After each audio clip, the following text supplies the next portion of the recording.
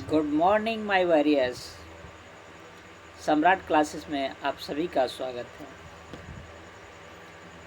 आज हम संविधान के बारे में स्टार्ट करेंगे और आपको बताएंगे संविधान क्या है, क्यों है और इसकी ज़रूरत क्यों पड़ी। ठीक, चलिए स्टार्ट करते हैं एक अच्छे थॉट के साथ। बुरे हालात हुए तो क्या हुआ, बुरे हालात हुए तो क्या हुआ, हम भी अपने जिद पर अड़े हैं। सपने बड़े हुए तो क्या हुआ, हम सपनों के पीछे हाथ धोकर पड़े हैं। चलिए तो आज स्टार्ट करते हैं। भारत का संविधान। संविधान का प्रथम कार्य। संविधान का प्रथम कार्य यह है कि वह बुनियादी एक नियमों का ऐसा समूह उपलब्ध कराए जिसमें समाज के सदस्यों में एक न्यूनतम समन्वय और विश्वास बना रहे। ठीक है, देखिए कहने मतलब संविधान का जो प्रथम कार्य है वो बुनियादी नियम तैयार करना है। ठीक, एक ऐसा नियम जो सबके लिए समान हो। ऐसा नहीं कि वो गरीब है तो उसके लिए वो नियम कानून और राजा है तो उसके लिए नियम कानून नहीं, सबके लिए एक समान नियम कानून है। ठीक, अब द्वितीय कार्य संविधान का क्या है, अब दूसरा कार्य आप लोग को बताते हैं। संविधान का दूसरा कार्य यह स्पष्ट करना है कि समाज में निर्णय लेना किसके पास होगा। संविधान यह तय करती है कि सरकार कैसे नियमित होगी। ठीक, अब देखिए इसका क्या था, जो सरकार है अब उसके पास निर्णय लेने का अधिकार होगा, हमारे और आपके पास नहीं। ठीक, अगर कोई गलती करता है तो उसको सज़ा देने का अधिकार जज के पास होता है, हमारे आपके पास नहीं। ठीक, कुछ अधिकार हैं हमारे पास भी। ठीक है, जैसे कि शिक्षा का अधिकार, तो पढ़ने का निर्णय हम खुद ले सकते हैं कि हम पढ़ना है कि नहीं पढ़ना है। ठीक है, तो कुछ किसके पास क्या निर्णय लेने का अधिकार होगा ये कौन तय करता है, तो संविधान। ठीक, अब संविधान का तृतीय कार्य यह सरकार द्वारा अपने नागरिकों पर लागू किए जाने वाले कानून की सीमा तय करेगी। ठीक है, क्या तय करेगी, सीमा तय करेगी। ये सीमा इस रूप में मौलिक होती है कि सरकार उनका उन्मूलन नहीं कर सकती। अब ऐसा नहीं कि कोई सीमा तय करे और सरकार फिर उसी पे बात पे मुकर जाए। ठीक, तो किसी भी कोई भी नागरिकों के लिए नियम लागू करना है, कानून लागू करना है, तो उसकी एक सीमा तय होगी कि हाँ इसका, अब मानता हूँ कि अगर कोई मुलजिम है, गलती किया, गिरफ्तार किया गया, तो 24 घंटे के अंदर अंदर उसे किसी न्यायालय के जज के सामने प्रस्तुत करना होता है। ठीक, ये कहाँ बताया गया है, तो संविधान में। ठीक, अब चलिए संविधान का चौथा कार्य देखते हैं। संविधान का चौथा कार्य क्या है, संविधान का चौथा कार्य है कि वह सरकार को ऐसी क्षमता प्रदान करे जिससे वह जनता की ज़रूरतों को पूरी कर सके और एक न्यायपूर्ण समाज की स्थापना के लिए उचित वातावरण का निर्माण कर सके। देखिए संविधान का जो चौथा कार्य है वो सरकार को ऐसी क्षमता प्रदान करना है कि जनता की ज़रूरतों को पूरी कर सके। ठीक है, अब जैसे कि इस समय बहुत सी योजनाएं सरकार की आ चुकी हैं, जिसमें से उज्ज्वला योजना। ठीक, उज्ज्वला योजना का ये था कि अगर चूल्हे पे खाना बनता था तो उसमें कार्बन की मात्रा ज़्यादा निकलती थी और जो लंग्स को प्रभावित करते थे।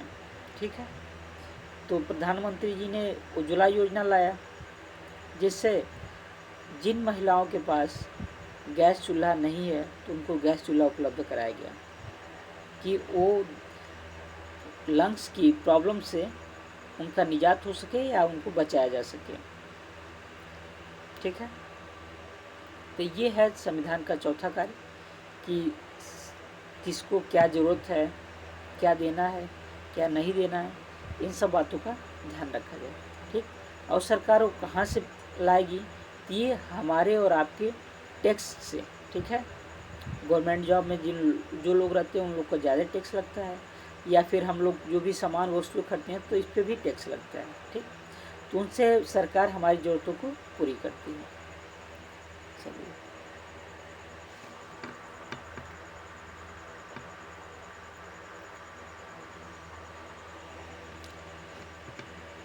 अब आगे हम लोग पढ़ते हैं संविधान, भारतीय संविधान का निर्माण। ठीक, एक छोटा सा मोटिवेशन स्पीच। साधना के तप से पत्थर भी पिघल जाते हैं, साधना के तप से पत्थर भी पिघल जाते हैं, जो मोहब्बत मंजिलों से करते हैं रास्ते भी उनके हो जाते हैं। चलिए हम आप लोग को आगे बताते हैं भारतीय संविधान का निर्माण।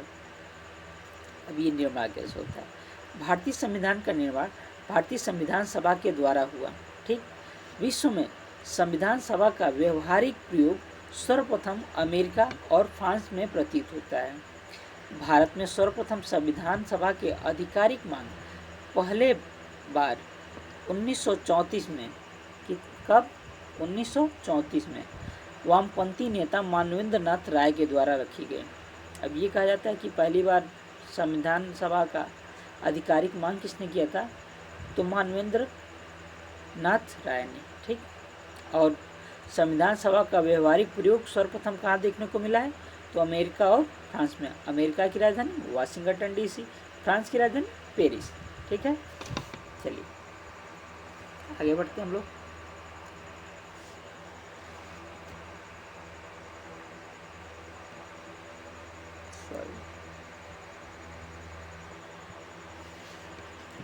अब देखिए 1938 में इसी मांग का समर्थन भारतीय राष्ट्रीय कांग्रेस के नेता, ठीक है, भारतीय राष्ट्रीय कांग्रेस के नेता कौन थे?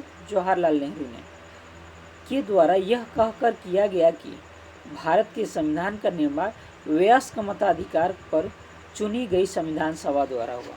ठीक है, अब वयस्क मताधिकार क्या था? वयस्क मताधिकार जो एडल्ट थे। ठीक है, और एक होता प्रत्यक्ष, एक होता अप्रत्यक्ष। ठीक है, वो आगे भी आपको बताएंगे। ठीक,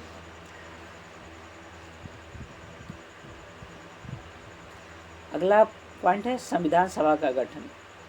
भारत में संविधान सभा का गठन कैबिनेट मिशन द्वारा प्रस्तुत किए गए प्रस्ताव के तहत जुलाई 1946 में किया गया। ठीक, संविधान सभा का गठन कब हुआ? तो जुलाई 1946 में। वैसे संविधान बनने में 2 वर्ष 11 माह 18 दिन का समय लगा था। ठीक, अब अगला पॉइंट का है कैबिनेट मिशन। ठीक, तो भारत संविधान सभा का गठन कैबिनेट मिशन के द्वारा हुआ। ठीक, कैबिनेट मिशन क्या था? तो कैबिनेट मिशन था, देखिए संविधान सभा का जो गठन हुआ था वो कैबिनेट मिशन के द्वारा हुआ था। ठीक, लेकिन कैबिनेट मिशन था क्या, ये आपको बताया जाता है कि द्वितीय विश्व युद्ध के बाद ब्रिटेन में 1945 में चुनाव हुए। कब हुए? 1945 में। ठीक, लेबर पार्टी के नेता क्लीमेंट एटली ब्रिटेन के प्रधानमंत्री बने। ठीक, वैसे जो इसके पहले जो प्रधानमंत्री थे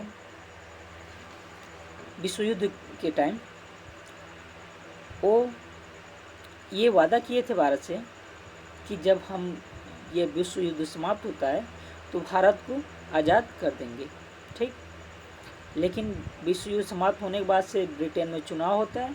चुनाव में लेबर पार्टी के नेता क्लीमेंट एटली प्रधानमंत्री बनते हैं। ठीक, ब्रिटेन की राजधानी लंदन है।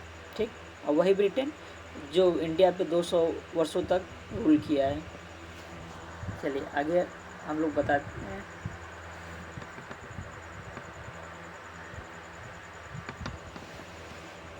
मार्च 1946 को प्रधानमंत्री एटली ने भारत की स्वतंत्रता के बारे में चर्चा की और इसके लिए उन्होंने कैबिनेट मंत्रियों की 3 सदस्य समिति बनाई, जिसके सदस्य Stafford Cripps, Lord Patrick Lawrence और एबी अलेक्जेंडर।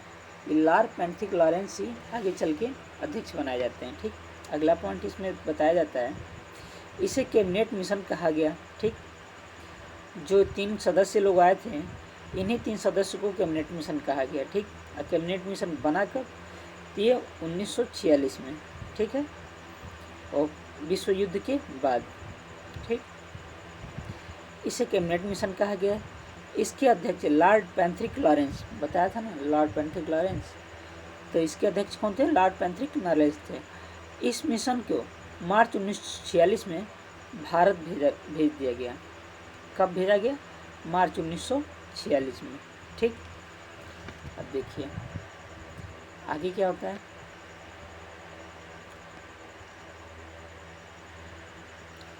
यह मिशन 24 मार्च 1946 को दिल्ली पहुंचा।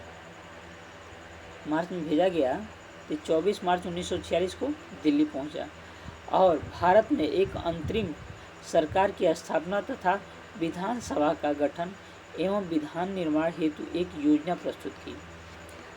अब जो कांग्रेस के नेता थे या जो भी नेता थे लोग, तो ये कैबिनेट मिशन जब दिल्ली पहुंचा, ठीक, तो दिल्ली पहुंचने के बाद से इन्होंने कहा कि भारत में एक अंतरिम सरकार की स्थापना की जाए, ठीक, तथा संविधान सभा का गठन एवं संविधान निर्माण हेतु एक योजना प्रस्तुत किया जाए। ठीक है, इन्होंने योजना दिया भारत के नेताओं को कि योजना है, इसके तहत चलना है। ठीक, तो उसी के तहत अंतरिम सरकार की गठन किया गया था। ठीक,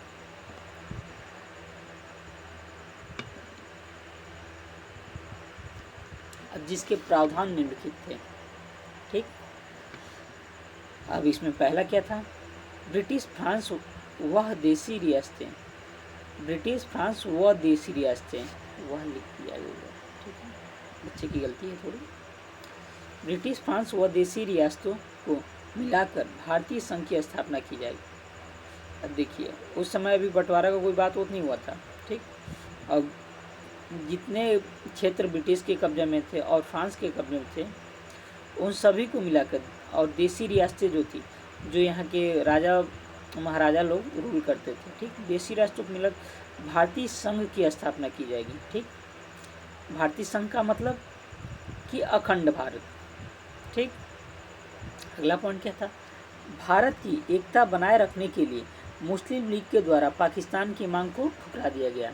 जब कैबिनेट मिशन भारत पहुंचा था तो उस समय पाकिस्तान की मांग को ठुकरा दिया गया, क्योंकि वो एक अखंड भारत बनाना चाहते थे। ठीक, अब देखिए अगला पॉइंट क्या है? संविधान सभा का गठन अप्रत्यक्ष के आधार पर किया जाएगा। ठीक, अब संविधान सभा का जो गठन होगा वो प्रत्यक्ष रूप से नहीं चुना जाएगा कि हाँ तुम आ जाओ और तुम आ जाओ, वो अप्रत्यक्ष रूप से चुना जाएगा। ठीक, प्रत्येक प्रांत को उनकी जनसंख्या के अनुसार स्थानों का आवंटन किया गया। ठीक, अब देखिए प्रत्येक प्रांत यानी कि प्रत्येक प्रदेश, उसमें प्रदेश को प्रांत ही कहा जाता है। ठीक, मध्य प्रांत मध्य प्रदेश को, उत्तर प्रांत उत्तर प्रदेश को, ऐसे ही प्रांत बोला जाता है। ठीक, प्रांत का मतलब राज्य था। ठीक, तो कहने का मतलब कि प्रत्येक प्रांत से जनसंख्या के आधार पर सीटों का आवंटन किया गया।